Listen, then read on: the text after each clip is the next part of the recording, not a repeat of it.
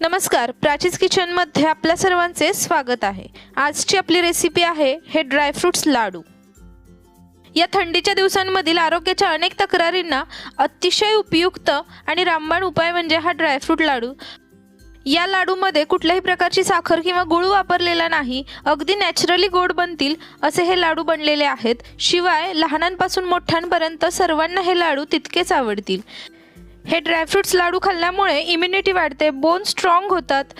शिवाय heart related blood sugar, cholesterol देखील कंट्रोलमध्ये राहते। वेट लॉसमध्ये देखील हे ड्रायफ्रुट्स लाडू अत्यंत उपयुक्त आहेत। अशा अनेक उपयुक्त गोष्टींमुळे हे ड्रायफ्रुट्सचे लाडू खाणे अतिशय फायदेशीर आहे। बऱ्याच वेळेस लहान मुलं हे ड्रायफ्रुट्स खात नाहीत, त्यांच्यासाठी टिफिनमध्ये तुम्ही हे लाडू देऊ शकता। त्याचसोबत घरातील सर्वांनी खावे असा हा लाडूचा प्रकार तुम्ही एकदा नक्की ट्राय करून बघा। या थंडीच्या दिवसांमध्ये हे लाडू बनवून ठेवा आणि त्याचे अनेक फायदे तुम्ही अनुभवा। चला हे लाडू कसे बनवायचे ते पाहूया। सर्वप्रथम ड्रायफ्रूट लाडू बनवण्यासाठी इथे मी काही साहित्य घेतलेले आहे। यामध्ये 1 वाटी काजू घेतलेले आहेत। या पद्धतीने इथे तुम्ही काजू किंवा काजूची पाकळी देखील वापरू शकता। यानंतर 1 वाटी बदाम घेतलेले आहेत। त्याचसोबत 1 वाटी हे मनुके घेतलेले आहेत। इथे तुम्ही काळ्या मनुक्यांचा देखील वापर करू शकता। यानंतर अर्धी वाटी इथे मी हे पंपकिन सीड घेतलेले आहेत। वेगवेगळ्या प्रकारचे सीड मार्केटमध्ये मिळतात, तुम्ही तेही वापरले तरीही चालतील। यानंतर इथे मी 7 ते 8 अंजीर घेतलेले आहेत। यानंतर इथे मी 1 वाटी हा डिंक घेतलेला आहे। डिंक देखील आपल्या शरीरासाठी अत्यंत उपयुक्त आहे, त्यामुळे इथे मी डिंकाचा वापर देखील करणार आहे। यानंतर इथे मी हे डेसिकेटेड कोकोनट घेतलेले आहे। जर हे तुमच्याकडे अवेलेबल नसेल तर जे आपले सुके खोबरे असते ते देखील किसून तुम्ही वापरू शकता। यानंतर 1 मोठी वाटी इथे मी मखाणे घेतलेले आहेत। त्याचसोबत जर तुम्हाला गूळ वापरायचाच असेल तर तुम्ही हा अर्धी वाटी गूळ तुम्ही वापरू शकता, परंतु इथे मी गूळ वापरलेला नाही, तुमच्या आवडीप्रमाणे तुम्ही गुळाचा वापर करू शकता। यानंतर इथे मी ही पाव वाटी हळीव घेतलेली आहे, ही देखील आपल्या शरीरासाठी अत्यंत उपयुक्त आहे। यानंतर इथे मी 2 मोठे चमचे खसखस घेतलेली आहे। त्याचसोबत इथे मी पाऊण वाटी तूप घेतलेले आहे। आता या सर्व साहित्यांसोबतच आपल्याला सर्वात महत्त्वाचे म्हणजे इथे खजूर वापरायचे आहेत। इथे मी हे किमिया गोल्डचे या पद्धतीचे खजूर वापरलेले आहेत। तुम्ही दुसरे कुठल्याही पद्धतीचे खजूर वापरू शकता। या पद्धतीचे हे खजूर थोडे सॉफ्ट असतात, त्यामुळे इथे मी हे वापरलेले आहेत। जर तुम्हाला खजूर वापरायचेच नसतील तर तुम्ही खारीक पावडर देखील इथे वापरू शकता। इथे मी अर्धा ते पाऊण किलो खजुराचा वापर करणार आहे। आता या खजुरांमधील पूर्णपणे बिया काढून घ्यायच्या आहेत। इथे मी या पद्धतीने या खजूरमधील सर्व बिया काढून घेतलेल्या आहेत। आता इथे आपण पाहू शकतो या खजुरीवरची साल थोडी वेगळी होत राहते, त्यामुळे हे खजूर आपल्याला बारीक करून घ्यायचे आहेत। इथे मी काही खजूर मिक्सरमध्ये काढून घेतलेले आहेत। आता याची पूर्णपणे बारीक अशी पेस्ट तयार करून घ्यायची आहे। थोडी चिकट अशी ही पेस्ट तयार होते, परंतु काहीच हरकत नाही, या पद्धतीने ही खजुराची पेस्ट आपल्याला तयार करून घ्यायची आहे। किंवा हे मिक्सरमध्ये बारीक न करता तुम्ही एका चमचेच्या सहाय्याने हे खजूर मॅश देखील करून घेऊ शकता। इथे मी ही खजुराची पेस्ट तयार करून घेतलेली आहे। आता एका कढईमध्ये थोडे तूप घ्यायचे आहे आणि या तुपामध्ये सर्वप्रथम बदाम घालायचे आहेत आणि हे बदाम व्यवस्थित भाजून घ्यायचे आहेत। या पद्धतीने लो टू मीडियम गॅस फ्लेमवरती व्यवस्थित असे हे बदाम आपल्याला भाजून घ्यायचे आहेत। बदामामध्ये भरपूर प्रमाणामध्ये प्रोटीन, फायबर, कॅल्शियम, अँटीऑक्सिडंट्स आणि त्याचसोबत भरपूर कॅलरीज असतात, त्यामुळे बदाम रोज खाणे शरीराला तितकेच फायदेशीर आहे। यामुळे अतिशय चांगली रोगप्रतिकारक शक्ती वाढते, बोन अतिशय चांगले स्ट्रॉंग होतात आणि कॅल्शियम देखील मिळते। इथे मी बदाम भाजून घेतलेले आहेत आणि आता याच पद्धतीने तुपामध्ये काजू देखील व्यवस्थित भाजून घ्यायचे आहेत। हलकासा सोनेरी रंग येईपर्यंत हे काजू परतवून घ्यायचे आहेत। काजू हे देखील आपल्या हार्टसाठी, वेट कंट्रोलसाठी, त्याचसोबत चांगल्या ब्रेन डेव्हलपमेंटसाठी, शिवाय skin, hair, strong bone, cholesterol, thyroid, migraine अशा अनेक आजारांवरती उपयुक्त आहे, त्यामुळे काजू देखील आपल्याला इथे वापरायचे आहेत। इथे मी काजू देखील तळून घेतलेले आहेत। आता त्याचसोबत इथे आपल्याला मनुके देखील व्यवस्थित भाजून घ्यायचे आहेत। चांगले मनुके फुलेपर्यंत या तुपामध्ये आपल्याला भाजून घ्यायचे आहेत। मनुक्यांमध्ये भरपूर प्रमाणात आयर्न, पोटॅशियम, फायबर, कॅल्शियम असे असते, त्यामुळे हे मनुके देखील आपल्या शरीरासाठी तितकेच उपयुक्त आहेत. इथे मी चांगले फुलेपर्यंत हे मनुके व्यवस्थित असे भाजून घेतलेले आहेत. आता यानंतर यामध्ये मखाणे घालायचे आहेत आणि मखाणे देखील आपल्याला चांगले क्रंची होईपर्यंत भाजून घ्यायचे आहेत. मखाण्यांमध्ये भरपूर प्रमाणात आयर्न आणि मॅग्नेशियम असतं, जे बीपी कंट्रोलमध्ये ठेवतं. शिवाय बोनला देखील स्ट्रॉंग मजबूती येते. त्याचसोबत हळीव देखील तितकीच उपयुक्त आहे, त्यामुळे इथे मी हळीव देखील वापरलेली आहे. इथे तुम्ही ड्रायफ्रुट्स तुमच्या आवडीप्रमाणे कमी जास्त करू शकता. इथे तुम्ही पिस्ता, अक्रोड, काळे मनुके असे वेगवेगळ्या पद्धतीचे ड्रायफ्रुट्स आणि सीड्स तुम्ही इथे वापरू शकता. अगदी हलकी हळीव इथे मी भाजून घेतलेली आहे. या पद्धतीने सर्व गोष्टी आपल्याला तुपामध्ये व्यवस्थित भाजून घ्यायच्या आहेत. इथे मी पंपकिन सीड देखील हलकीशी तुपामध्ये भाजून घेणार आहे. इथे मी हे पंपकिन सीड्स देखील व्यवस्थित भाजून घेतलेले आहेत.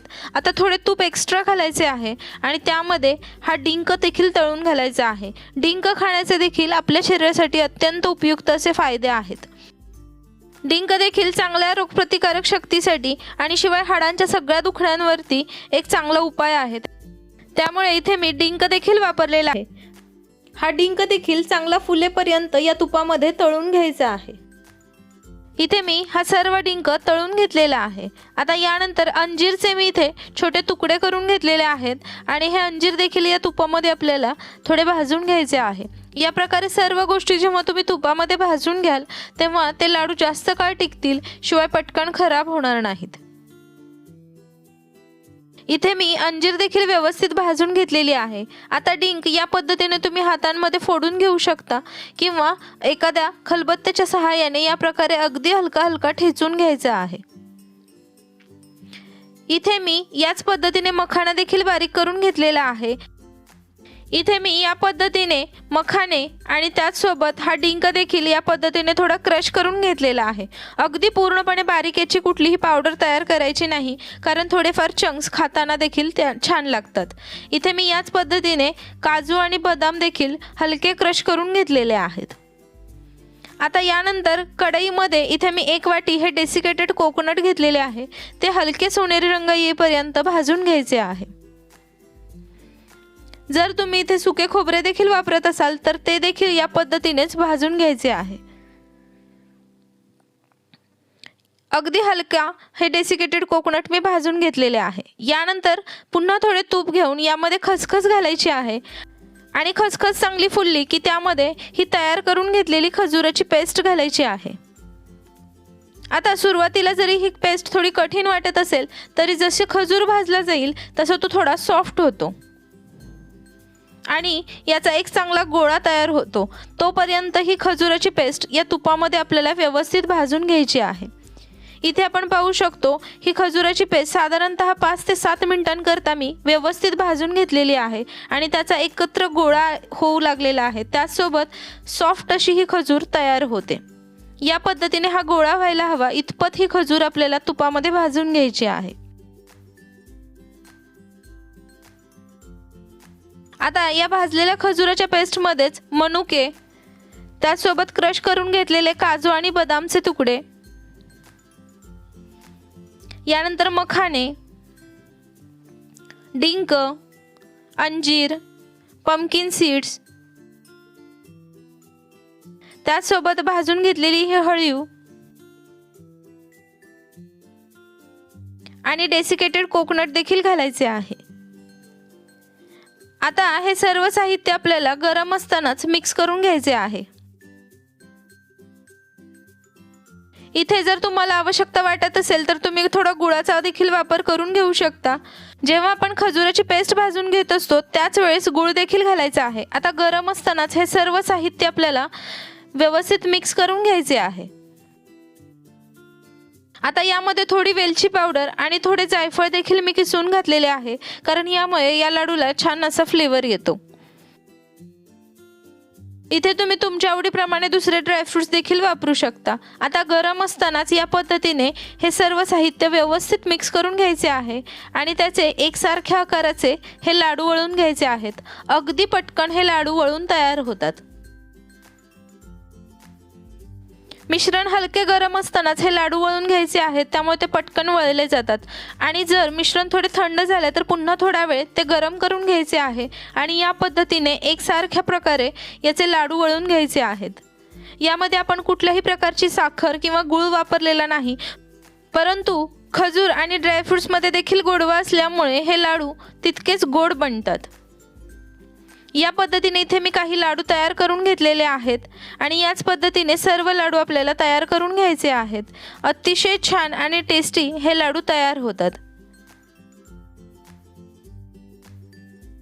इथे मी या पद्धतीने सर्व लाडू तयार करून घेतलेले आहेत आणि खाण्यासाठी हे मस्त आणि टेस्टी असे ड्रायफ्रुट्सचे लाडू तयार आहेत. इथे आपण याचे टेक्स्चर पाहू शकतो. अतिशय सॉफ्ट असे हे लाडू तयार होतात.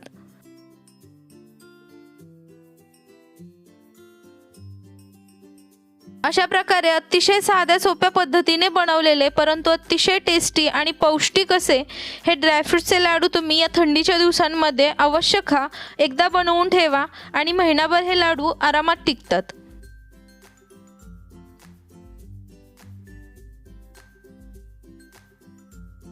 अशा प्रकारे साध्या सोप्या पद्धतीचे हे ड्रायफ्रुट्सचे लाडूची रेसिपी जर तुम्हाला आवडली असेल तर लाईक करा, शेअर करा आणि चॅनेलला सबस्क्राईब करा. धन्यवाद.